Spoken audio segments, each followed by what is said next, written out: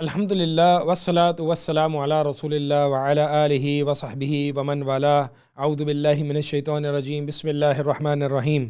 الحدیث الثالث والعشرون، 23ویں حدیث، 23rd حدیث اس ایپیسوڈ میں ہم کور کریں گے. یہ حدیث ابو مالک الاشعری رضی اللہ تعالی عنہ سے مروی ہے.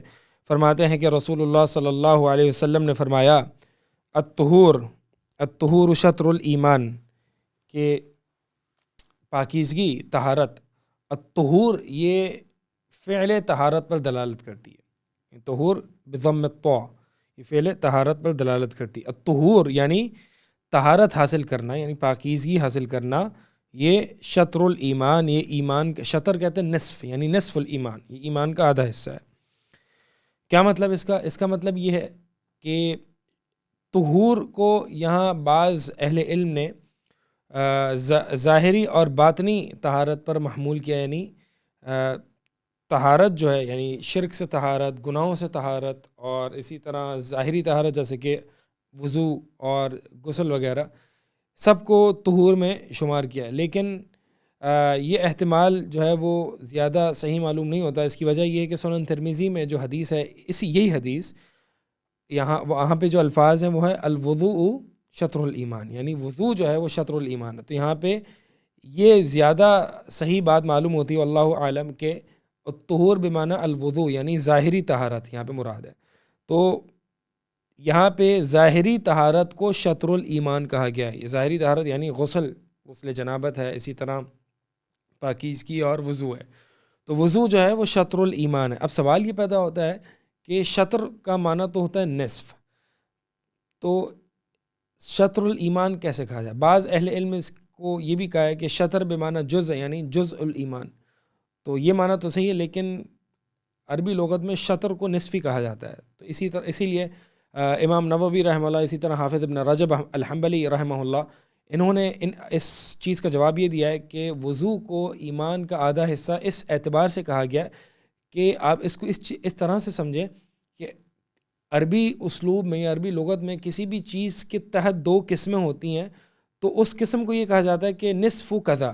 مثال کے طور پر کہ آپ نے اہل علم کو یہ سنا ہوگا کہ قول لا ادری نصف العلم، کہ لا ادری کہنا یہ آدھا علم ہے. اس کا مطلب یہ نہیں ہے کہ علم کے دو ایکول پارٹس ہیں، ایک میں ہے ادری جو میں جانتا ہوں اور ایک میں ہے لا ادری جو میں نہیں جانتا. تو دونوں ایکول مراد نہیں ہو سکتا ہے کہ لا ادری کم ہو، ادری زیادہ ہو، یعنی جو میں جانتا ہوں وہ زیادہ ہو، جو میں نہیں جانتا وہ کم ہو. ایسا نہیں ہو سکتا. یہ بھی ہو سکتا ہے کہ جو میں نہیں جانتا وہ زیادہ ہو اور جو میں جانتا ہوں وہ کم ہو.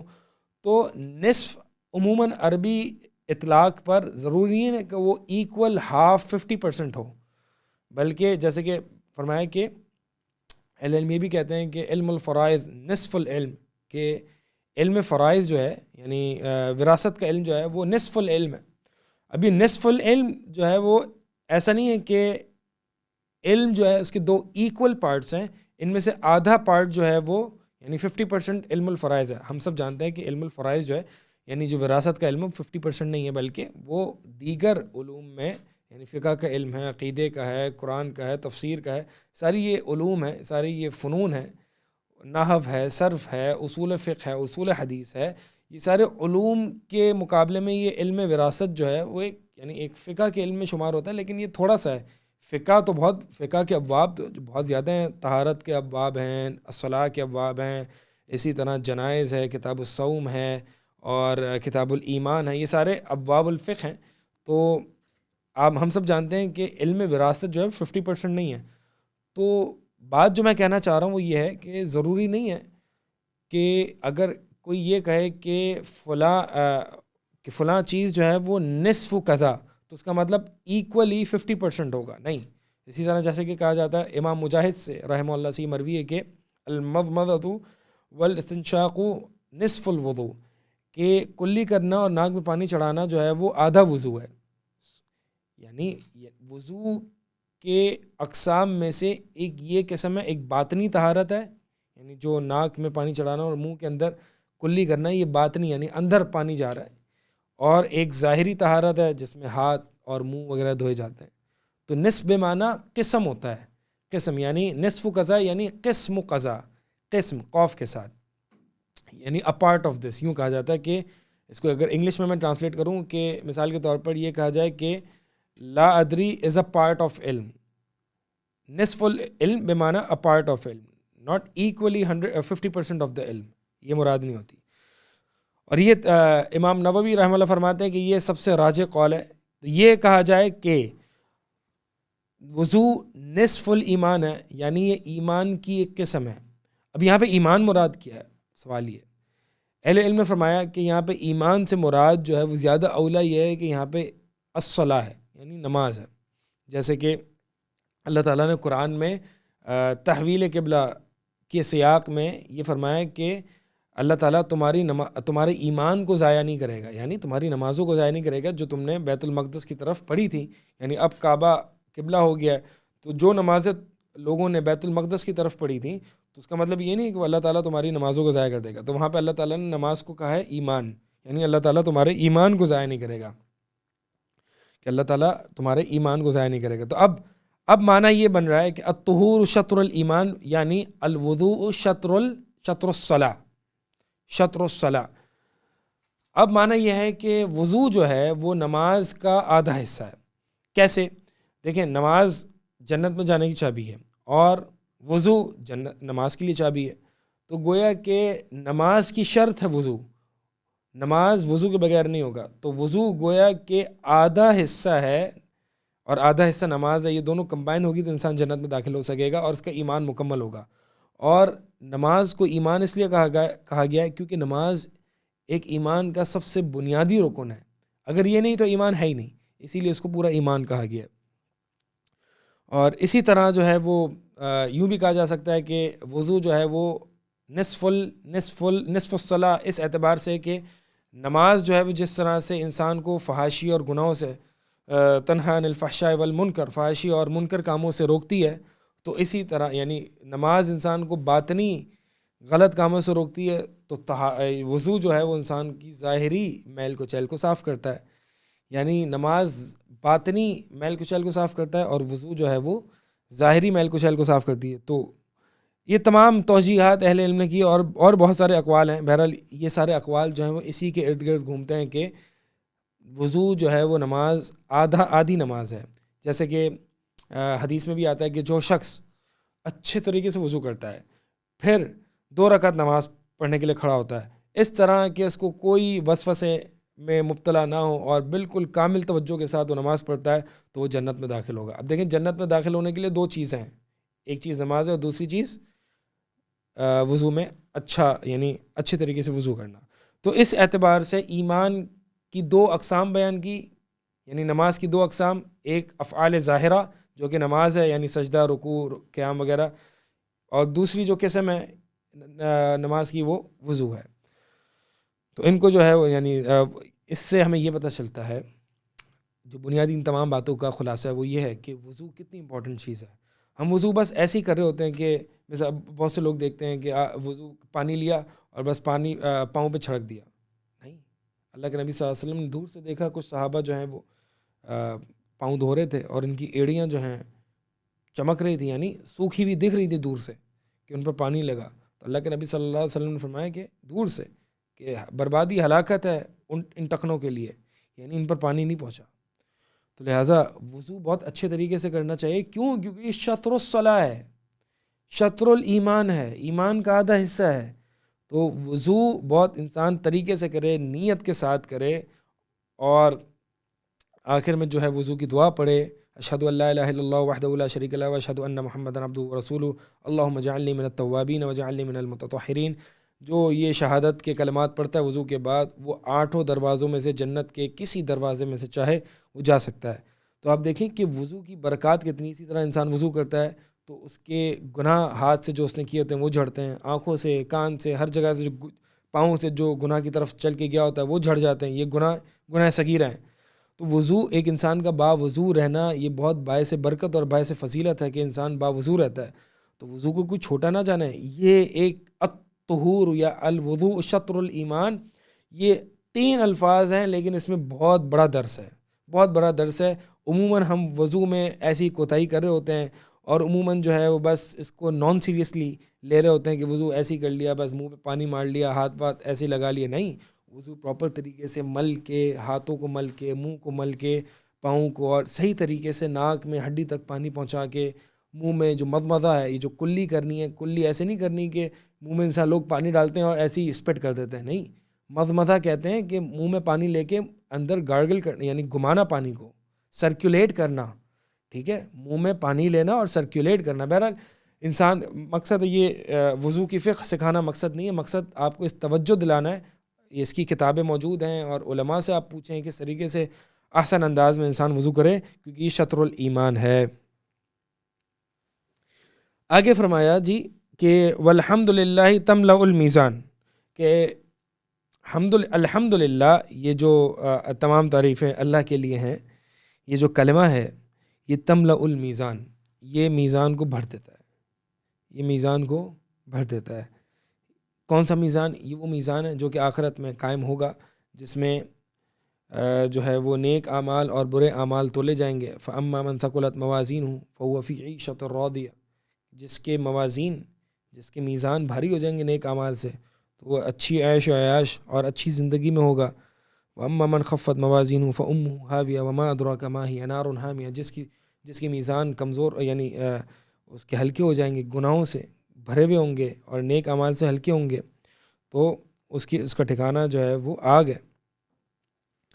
تو بہرحال یہ الحمدللہ تملأ المیزان، یعنی میزان آپ جانتے، یہ الحمدللہ اتنا پاورفل کلمہ ہے کہ اس میں اللہ تعالیٰ کے تمام صفات کو سمیٹ دیا گیا. یعنی اللہ تعالیٰ گویا اللہ رحمان ہے، رحیم ہے، مالک یوم الدین ہے، اللہ تعالیٰ جبار ہے، متکبر ہے، اللہ تعالیٰ رحمان ہے، رحیم ہے، اللہ تعالیٰ رب العالمین ہے. ایک ورڈ میں ڈیفائن کریں یہ ان صفات کو، الحمدللہ، یہ تمام تعریف اللہ کے لیے. اسی لیے سورہ فاتحہ میں سب سے پہلے کیا آیا؟ الحمدللہ رب العالمین. پھر اللہ تعالیٰ کے نام ذکر ہوا، الرحمن، الرحیم، مالک یوم الدین، ایاک نعبد و ایاک نستعین. یعنی اللہ تعالیٰ کی ایک ایک کر کے جو اسماء اور صفات آئیں وہ بعد میں آئیں. پہلے مقدمہ بتا دیا کہ تمام تعریفیں اللہ کے لیے. کیوں؟ کیونکہ وہ رحمان ہے. کیوں؟ کیونکہ وہ رحیم ہے. کیوں؟ کیونکہ وہ مالک یوم الدین ہے. تو گویا کہ اللہ تعالیٰ کی تمام صفات کاملہ کو اور تمام اسماء حسنہ کو ایک کلمے میں اگر بند کیا جائے تو کہا جائے گا الحمدللہ. یعنی اللہ تعالیٰ تو تمام تعریفیں تیرے لیے ہیں. کیوں؟ کیونکہ تو رحمان ہے، رحیم ہے، متکبر ہے، جبار ہے، تو ودود ہے، تو رحیم ہے، جتنے بھی اللہ تعالیٰ کے اسماء صفات ہیں. تو یہ الحمدللہ اتنا پاورفل کلمہ ہے کہ یہ میزان کو بھر دیتا ہے. اور میزان آپ کو پتہ ہے کتنا بڑا ہے؟ ایک مستدرک الحاکم کی روایت ہے، اس میں اگرچہ ایک مختلف ہی کلام ہو سکتا ہے. سلمان فارسی رضی اللہ تعالیٰ عنہ کی سے مروی ہے کہ قیامت کے دن جو میزان رکھا جائے گا اس میں یعنی اتنا وسیع ہوگا کہ اس میں آسمان اور زمین کو بھی تولا جائے گا. آسمان اور زمین بھی تول لیے جائیں گے، یعنی آسمان اور زمین سے بھی یہ میزان بڑا ہوگا. کتنا بڑا ہوگا؟ اور یہ اتنا بڑا میزان ہوگا، الحمدللہ اس میزان کو بھر دیتا ہے. آپ سوچیں کتنا پاورفل کلمہ ہے. تو الحمدللہ تملأ المیزان. آگے فرمایا وسبحان اللہ والحمد للہ تملأان او تملأ ما بین السماء والارض. اور سبحان اللہ اور الحمدللہ یہ دونوں کلمات جو ہے وہ تملأنی یعنی دونوں بھر دیتے ہیں، یا تملأ یعنی یہ دونوں مل کر ایک کلمہ ہے. یعنی شک ہے راوی کو، تو دو احتمال ہے اس میں.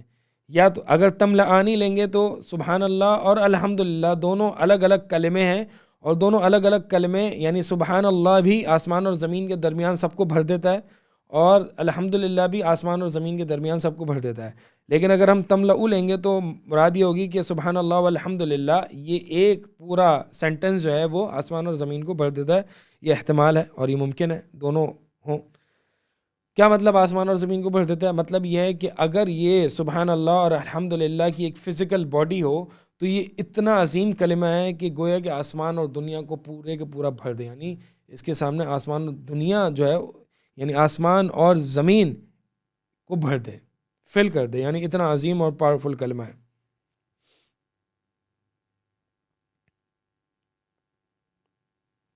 سوال یہ پیدا ہوتا ہے کہ الحمدللہ تملأ المیزان، کہ یہ الحمدللہ یہ میزان کو بڑھ دیتا ہے. اب سوال یہ پیدا ہو سکتا ہے کسی کے ذہن میں کہ یہ جو کلمات ہیں یہ تو مانوی چیزیں ہیں, یہ ان کی کوئی فزیکل ایگزسٹنس تو نہیں ہے, تو یہ میزان میں کیسے تولے جائیں گے؟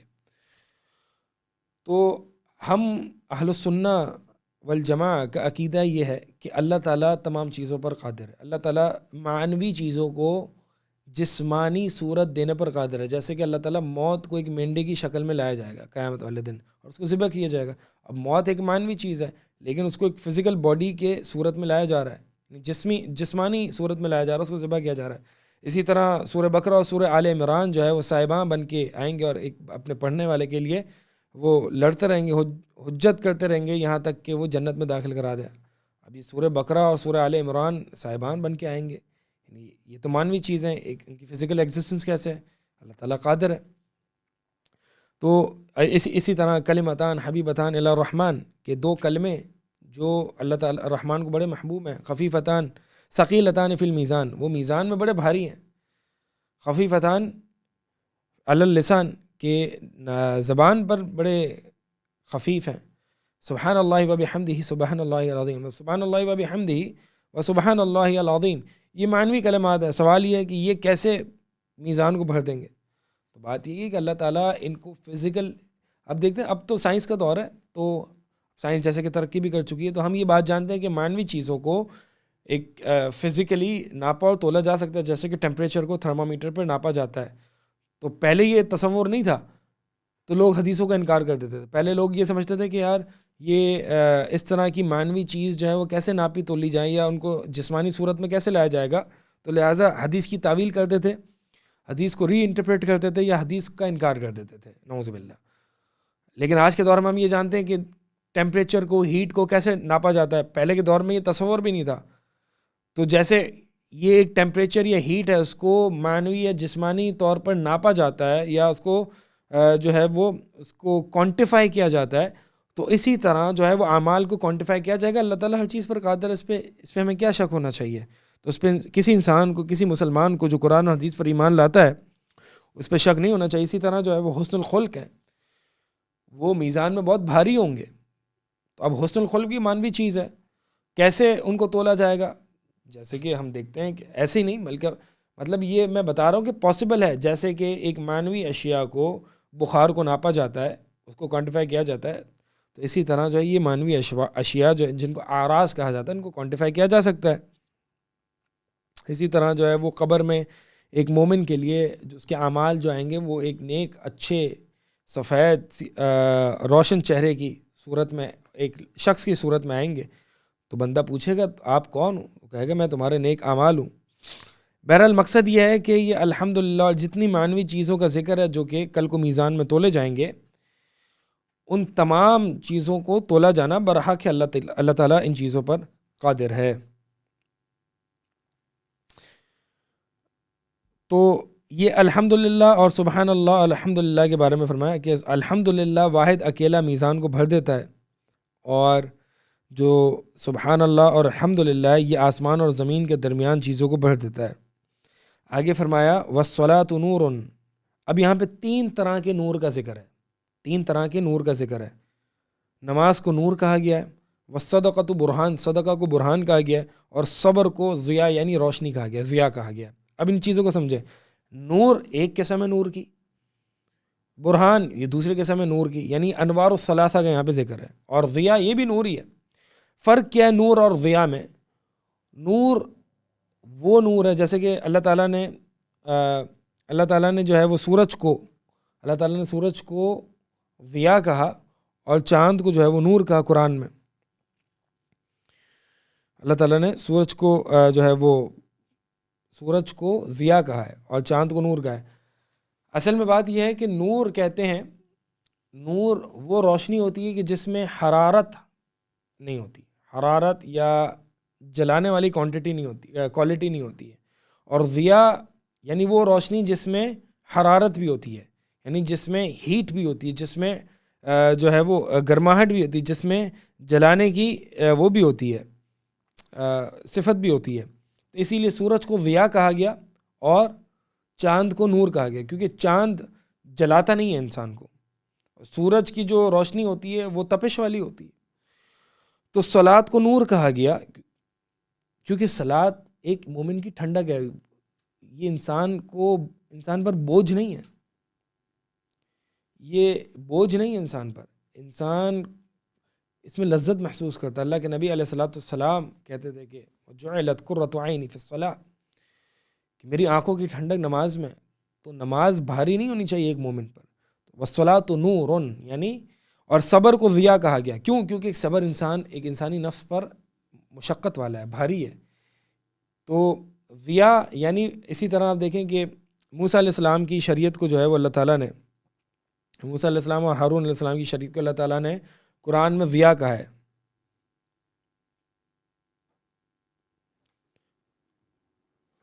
اللہ تعالیٰ نے قرآن میں فرمایا کہ وَلَقَدْ آتَيْنَا مُوسَىٰ وَهَارُونَ الْفُرْقَانَ، کہ بلا شبہ ہم نے موسیٰ اور ہارون علیہ السلام کو الفرقان دیا، وہ ضیاء اور ضیاء دیا ہے. وَذِكْرًا لِلْمُتَّقِينَ، اور متقین کے لیے نصیحت. تو موسیٰ علیہ السلام کی شریعت کو اللہ تعالیٰ نے ضیاء کہا ہے، اور نبی علیہ السلام کی شریعت کو اللہ تعالیٰ نے قَدْ جَاءَكُم مِّنَ اللَّهِ نُورٌ، کہ اللہ کی طرف سے تمہارے پاس نور آ چکا ہے، وہ کتاب مبین، اور واضح کتاب. تو نبی علیہ السلام کی شریعت کو اللہ تعالیٰ نے نور کہا ہے، اور موسیٰ علیہ السلام کی شریعت کو اللہ تعالیٰ نے ضیاء کہا ہے. کیوں؟ کیونکہ موسیٰ علیہ السلام کی شریعت ایک کہہ لیں کہ ایک مشکل تھی، یعنی اس میں ایک مشقت تھی. جیسے کہ بنو اسرائیل کے بارے میں بھی آتا ہے کہ جب انہوں نے بچھڑے کو معبود بنا لیا تھا، تو سورہ بقرہ میں آتا ہے کہ ان کی توبہ کا طریقہ کیا تھا کہ ایک دوسروں کو قتل کرو. اور اسی طرح ان کی شریعت میں یہ بھی تھا کہ پہلے کی شریعت میں یہ بھی تھا کہ اگر پیشاب کا چھیٹا یا ناپاکی کوئی لگ جاتی تو جسم کا حصہ وہ کاٹنا پڑتا تھا، وہ اسکن کاٹنی پڑتی تھی. حالانکہ شریعت محمدیہ صلی اللہ علیہ وسلم میں اس طرح کی تکلیفیں اور نہیں ہے، بلکہ نبی علیہ السلام کا جو وہ دین ہے آسان اور بالکل وہ ہے، دین بالکل آسان ہے. اس لیے نبی علیہ السلام کے دین کو یعنی شریعت اسلام کو جو ہے وہ نور کہا گیا. بہرحال نماز کو اللہ کے نبی صلی اللہ علیہ وسلم نور کا، کیونکہ یہ نور ہے، انسان کی قبر کی تاریکی میں یہ نماز کام آئے گی. اور یہ نور ہے انسان کے جو قیامت والے دن جو تاریکیاں ہوں گی، ان تاریکیوں میں بھی یہ نماز نور ہے. تو یہ نور ہے انسان کے لیے نماز جو ہے وہ. اور اسی طرح ہم دیکھتے ہیں کہ جیسے کہ ضعیف روایت میں آتا ہے کہ جو قیام اللیل کرتا ہے تو اس کے چہرے کو روشن کر دیا جاتا ہے، ایک نور رکھ دیا جاتا ہے. اور یہ واقعی اگر حدیث ضعیف بھی ہے تو ہم یہ واقعے سے مشاہدہ کرتے بھی ہیں کہ جو شخص نمازوں کی پابندی کرنے والا ہے اور قیام اللیل کی حفاظت کرنے والا ہے، اس کے چہرے پہ ایک عجیب رونق اور ایک عجیب نور ہوتا ہے. تو نماز کو نور کہا گیا، نماز کو ضیاء نہیں کہا گیا. کیوں؟ کیونکہ نماز میں لذت ہے، اس میں مشقت نہیں ہے. اور والصدقۃ برہان، اور صدقہ جو ہے وہ برہان ہے. برہان یعنی برہان کہتے ہیں دلیل قاطع. برہان کہتے ہیں اصل میں جو سورج کی جو شعائیں آ رہی ہوتی ہیں نا، تو وہ یعنی وہ شعائیں واضح دلالت کرتی ہیں کہ یہ سورج سے ہی آ رہی ہیں. تو اسی طرح صدقہ جو ہے وہ ایک مومن کے ایمان پر برہان ہے، ایک مومن کے ایمان کے لیے برہان ہے، واضح دلالت کر رہی ہے کہ یہ جو ہے صدقہ ایک اس کی ایمان کی دلیل ہے کہ جب ایک انسان، کیونکہ مال انسان کو محبوب ہے، اور یہ مال جب ہی نکالے گا جب وہ اللہ تعالیٰ اور اس کے رسول سے سچی محبت کرتا ہوگا. تو صدقہ اس کے ایمان کے لیے برہان ہے، یعنی دلیل ہے. والصبر ضیاء، اور صبر جو ہے وہ ضیاء ہے، یعنی صبر روشنی ہے. کیا مطلب ضیاء؟ یعنی ضیاء میں نے آپ کو کہا کہ نور مع حرارہ یا مع احراق، یعنی ایسا نور جس میں گرماہٹ بھی ہو اور جلانے کی کیفیت بھی ہو، اس کو ضیاء کہا جاتا ہے. صبر میں جو ہے مشقت ہے اور تکلیف ہے. والقرآن حجۃ لک او علیک، اور قرآن جو ہے وہ تیرے لیے دلیل ہے یا تیرے خلاف دلیل ہے. یعنی تیرے لیے دلیل کیسے ہے کہ مثال کے طور پر اگر انسان قرآن پڑھتا ہے اور اس پر عمل کرتا ہے تو یہ کل کو تیرے لیے دلیل دے گی کہ یہ صاحب قرآن تھا اور اس نے مجھے پڑھا، اس پر عمل کیا، اور ایک انسان کو جنت میں داخل کروائے گی. لیکن اگر ایک شخص جو قرآن اس کے گھر میں رکھا رہتا ہے یا پڑھتا ہے اس پر عمل نہیں کرتا تو اس کے خلاف دلیل ہے، یعنی اس کے خلاف کل کو قرآن حجت قائم کرے گا. کل الناس یغدو فبائع نفسہ فمعتقها او موبقها، اور ہر شخص جو ہے وہ صبح سویرے چلتا ہے، اٹھتا ہے، نکلتا ہے، اور ہر حال میں یعنی وہ اپنے نفس کا سودا کرنے والا ہے. یعنی ہر حال میں اپنے نفس کو تو اس نے بیچنا ہے، سودا تو کرنا ہے. اب ڈپینڈ کرتا ہے کہ وہ اللہ کے دین میں اپنے نفس کو لگا کے، اللہ کو خوش کر کے اپنے نفس کو کا سودا کر کے اسے بچا لیتا ہے، اسے آزاد کر لیتا ہے جہنم سے، یا پھر اللہ کی نافرمانیوں میں اپنا دن کو گزار کے اپنے نفس کو ہلاک کر لیتا ہے۔ یعنی اس سے ہمیں پتہ چل رہا ہے کہ ہر انسان میں مشقت تو اپنانی ہے، یعنی فبائع نفسہ، کل الناس یغدو فبائع نفسہ، ہر شخص جو ہے وہ صبح سویرے اٹھ کے نکلتا ہے اور ہر شخص نے اپنا سودا تو کرنا ہے۔ خلق الانسان ضعیفا، انسان اپنے آپ کو بیچے گا تو صحیح، ڈپینڈ کرتا ہے جنت کے عوض بیچتا ہے یا جہنم کے عوض بیچتا ہے۔ اللہ تعالی ہمیں ان لوگوں میں شمار فرمائے کہ جو اپنا سودا اللہ تعالیٰ کی جنتوں کے عوض کرنے والوں میں سے ہیں۔ اقول قولی ھذا استغفر اللہ لی ولکم وسائر المسلمین۔